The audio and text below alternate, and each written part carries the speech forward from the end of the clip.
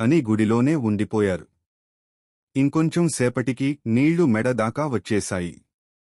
పడవలో ప్రయాణం చేస్తున్న కొందరు చూసి వారితో వచ్చేయమని బ్రతిమాలుకున్నారు. మీరు ఇంకా ఇక్కడే ఉన్నారా? ఇక్కడ ఉండడం చాలా ప్రమాదం. నీళ్లు చాలా వేగంగా వచ్చేస్తున్నాయి. మీరు మాతో రండి అన్నారు. కాని వారితో కూడా పూజరిగారు, మీరు వెళ్ళండి, నన్ను దేవుడే కాపాడతాడు అన్నారు. చలితో వణుకుతూ ఆ పూజారి ముక్కుదాకా నీళ్లు వచ్చేసరికి ఇంక కంగారు పడ్డాడు. అతి త్వరలో గుడి మొత్తం నీళ్లు నిండిపోయాయి.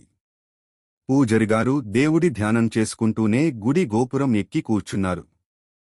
కొంతసేపటికి దిగులు మొదలయింది. ఎప్పటికీ వాన ఆగటంలేదు. చలిగా ఉంది.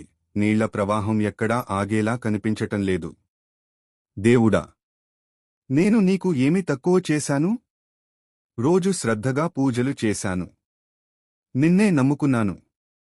అయినా నన్ను కాపాడడానికి రావేంటి అని దేవుడితో ఫిర్యాదు చేసుకోవడం మొదలెట్టాడు. దేవుడు ప్రత్యక్షం అయ్యాడు.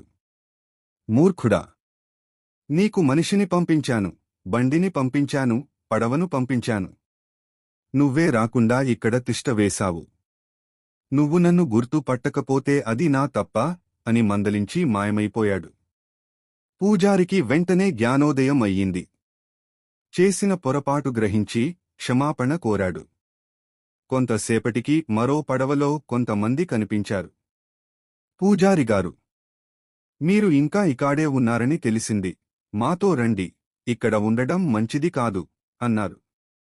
పూజారిగారు మరో మాట మాట్లాడకుండా పడవ ఎక్కి ప్రాణాలను కాపాడుకున్నారు.